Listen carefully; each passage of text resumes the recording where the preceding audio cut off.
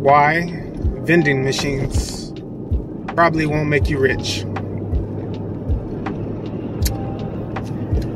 This is coming from personal experience, and you know, I'm not in any way trying to discourage anybody from getting into the vending machine business and, you know, buying your first Coke machine, or maybe you probably got online and did some research and you're probably looking for a business opportunity. As far as me, I got started, I bought my first vending machine when I was 21 years old. It really wasn't a vending machine, it was a Mortal Kombat arcade machine. And my story with that was a buddy of mine. He had a video store, and me and him, we were gonna partner up. You know what I'm saying? We were talking about it again and again. Every time he saw me, he would always bring it up. He goes, "Hey man, when you gonna get some arcade machines and put them in here?" You know. And I was like, "Well, you know, I'm thinking about it. You know, I'm gonna save up some money." So I found a place in town that sold arcade machines, and I bought one, and we took it over there, and you know, it did okay. The only problem with that was this guy, you know, his business was up and down, and he had to move a couple of times. So I put the arcade machine in there, and it wasn't long before he found another spot. So he packs everything up, pays some people to move all his stuff to this new spot. I had to move my arcade machine at my own expense over there.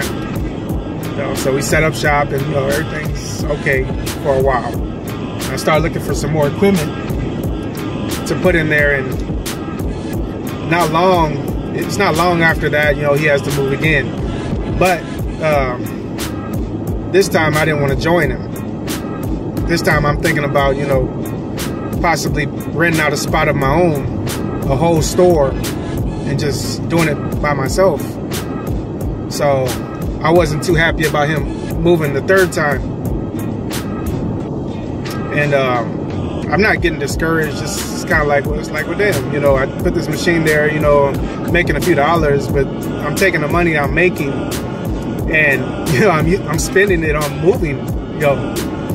So I pick it up and I bring it back to my place, and he moves into the third spot, and it doesn't work out. He's not even there a couple months, and I'm calling, checking in with him, like asking him how it's going and stuff like that. And he wound up moving everything back to his house. So I was like, wow. So you know, I kept, you know, following back up with him, trying to figure out like if he's gonna open back up again and when. And from last I've heard, I guess he went under and he just started selling stuff off slowly. And eventually I sold my arcade machine. I didn't keep up with it. And you know, I started looking into getting into some gumball machines. That's how my career advanced in vending, and eventually I got soda and snack machines. So long story short, I've been in the business, going on 20 years, and I met a lot of different people from all walks of life. I've met people that done snack machines, drink machines, gumball machines, ATM machines, you name it. They need parts, service, etc. And it's been good. The business has been good to me. But back to the title of this video. I'm gonna, hold up, I'm getting a phone call. I'll call you back. All right, still recording. Okay. Back to the title of the video. Why vending machines probably won't make you rich. And you know, more often than not, like especially like when you're searching through Google and you know, maybe YouTube and other platforms, you hear about the success people are having in the business, which I mean, there's no lie, it's true. I mean, you know, you can make thousands of dollars, okay? But very rarely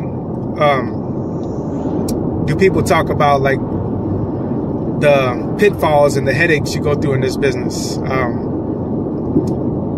One of the first horror stories I heard in vending when I first got started, before I bought my first Coke machine,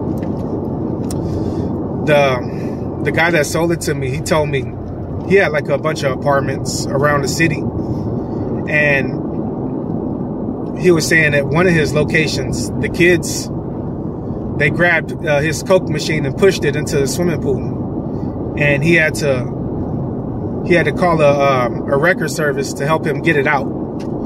And I was just like, wow, I was blown away. I was like, man, I ain't never put no drink machines at no apartments no time soon. Hell no. That's kind of how I was thinking. But yo, just that, and the main reason would probably stop a lot of people from getting to that point where they're making the 6 or maybe even a seven-figure income in this business is cost.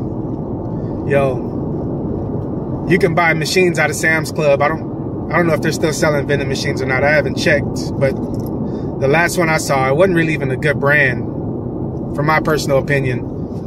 They had a combo machine going for what, almost $4,000. You know, it's like, wow. And me personally, I don't know anybody that's bought vending machines out of Sam's Club. That's the first reason. The next reason, what kind of scares people, I guess, moving the machines and fixing them. That's kind of a challenge for a lot of folks. A lot of folks, they're not mechanically inclined. They're not strong. They don't have moving equipment to move such a vending machine. A lot of vending machines, they weigh close to 1,000 pounds, and a lot of people are like, well, I don't have no way to move that. And then where are you going to put it at? If you live in an apartment complex, I mean, if you have a garage, I mean, you can stick them in there. Most people I know, they rent a storage somewhere. You have to pay people to move the machine, then you have to pay to store it. Then while it's there, you have to find a place to put it. You could hire people to help you locate the machine. I mean, you might find success with that, you might not. You might get burned. I know a lot of people that have been burned like that. So that's another reason. Third reason, vandalism. You already know, I mean, a lot of vending machines have credit card readers on them. Credit card reader will probably run you about maybe anywhere from $200 to $400. It's quite an expense. If you mount one on a machine somewhere and, you know, somebody picks up a rock and smashes it, or whatever, smashes the screen out of it, I mean, that's out of your pocket. I mean, you know, they're already charging you. I'm getting another call. I'll call you back. They're already charging you for the purchase of the credit card reader, and then every time someone swipes, they're getting charged a little bit extra. And on top of that, from what I know, they're charging you monthly. You got to pay monthly on credit card readers. So that's another thing. And then, you know, vending machines, they act up sometimes. They take money. They don't give the correct product out when people buy. Sometimes they stop cooling. Just a lot of stuff. Just that whole aspect, it really falls under cost. That's something else that has scared people out of the business. Another thing that rarely gets talked about is, like, you might decide to take out a loan and buy a route that's already set up. You don't have to buy the machines and place them, just buy them already set up, which is a good way to get into the business. I recommend people, anybody that's looking to do vending full time, to consider buying a route that's already set up. But there's some things you need to know if you're going to do that. Number one, the person that's selling the machine to you, selling the machines to you, what I recommend is go drive around to all the locations, the spots, and talk to the people there and ask them how the service is going, ask to meet with people in management and ask them how they like the machine and stuff like that, and just kind of warm up and just let them know that, hey, you know, I'm a potential buyer. I might be taking over this route. You know, what do you think about this machine? Does it need to be upgraded? Does anything need to be fixed on it? Just stuff like that. Just that sort of thing. I know people that have been burned, that have bought routes in the past where they would buy it and they wouldn't do the groundwork. They wouldn't go and tour the sites where the locations, the machines were. And later on, they end up having to go pick the machines up for one reason or another, whether they weren't happy with the service or they had told the previous owner that they wanted the machines out of there. But when they bought the route, you know, it wasn't, he never discussed it with them. So I know people that have been burned like that. That's another thing that, another reason a lot of people don't make it this far in the business. And another reason is convenience. You know, a lot of people, you know, they see vending machines and they see a vending machine opportunity. They think it's, you know, it's easy money. You know, you show up, you have this device that's out there, is making you money. All you gotta do is stock it up. But that's the thing, how often you stock it up, and you know, the way you stock it up, the quality of the products that you're putting in the vending machines, it makes a difference. So serviceability, how available are you to service the machines? I mean, and when you do service them, do you put fresh stuff in there, or do you take the old stuff out and replace it? You know, people don't like buying expired stuff. I mean, I've came across a lot of operators that with snack machines, most common, and with the drink machines, probably be like with the diet soda. The diet soda expires like within 3 or 4 months. You gotta watch that. They would leave the expired stuff in the vending machine until it's sold out, and that's actually just supposed to do the opposite of that. When stuff expired, normally what I do in my machines to kind of minimize the amount of product thrown away, a lot of my slow sites where stuff would expire quicker, I would service them first, take that out, take the stuff that's not selling and take it to the faster locations where it will sell quicker. And that'll eliminate me from having to throw stuff away so much. So that's another reason. Serviceability, convenience. What I run into in this business, people, they'll buy routes or start up routes, and they'll have another job or a business going on the side, and that'll start taking off, and they have less time to service the route.